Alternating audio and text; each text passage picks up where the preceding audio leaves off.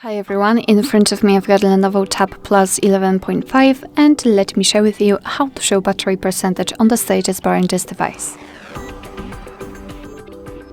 So let's begin with opening the settings, and here in this left section we have to scroll to find the battery option. Let's tap on it.